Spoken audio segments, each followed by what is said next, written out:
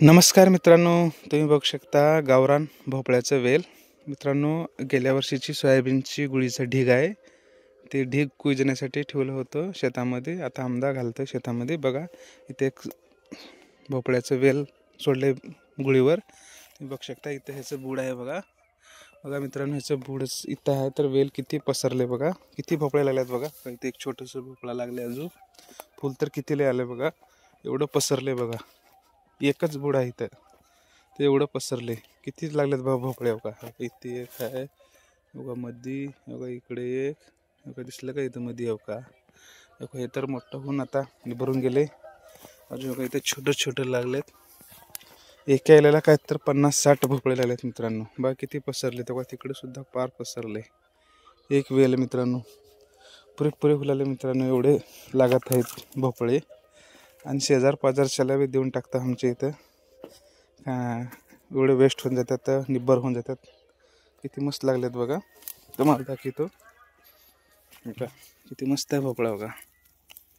का नंबर एक कवळे कवळे भोपळे लागलेत बघा. भाजी एक नंबर लागते ह्याची खाण्यासाठी. आणि धपाट्या खूप छान लागतात मित्रांनो. धपाट्या कोणी कोणी खाल्ले. दही आणि धपाट्या एक नंबर लागतात मित्रांनो. व्हिडिओ आवडला तर लाईक करा, सबस्क्राईब करा शेतकरी मित्रांनो.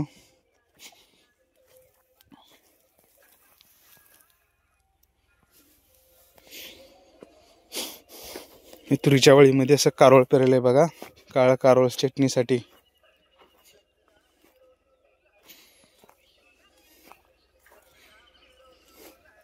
भोपळे एक नंबर लागत आहेत मित्रांनो. फक्त एकच बुड आहे बघा, एकच वेल आहे. एवढं वेल पसरली एवढं सोयाबीनच्या ढिगावर.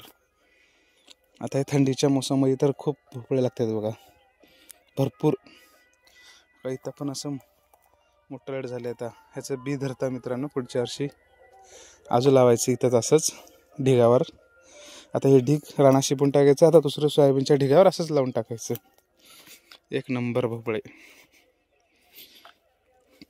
शेतामध्ये तरकारी आपल्याला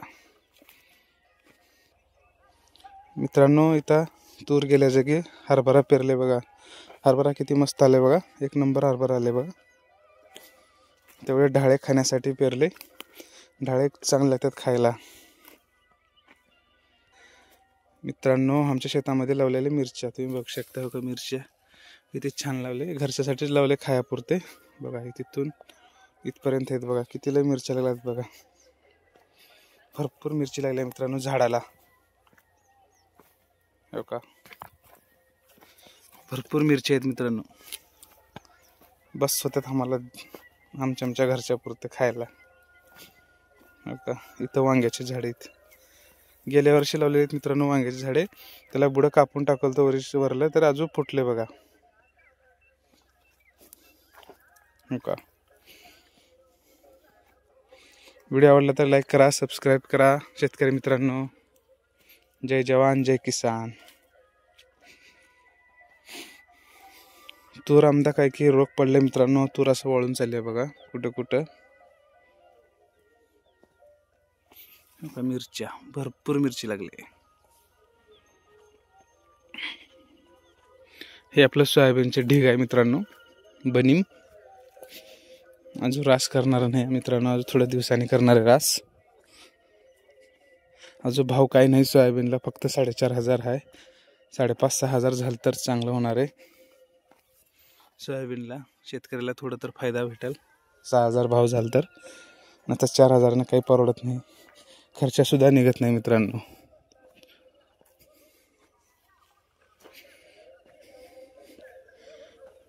एक 40 पोत्याचा ढीग आहे बघा मित्रांनो. 40 क्विंटलचा.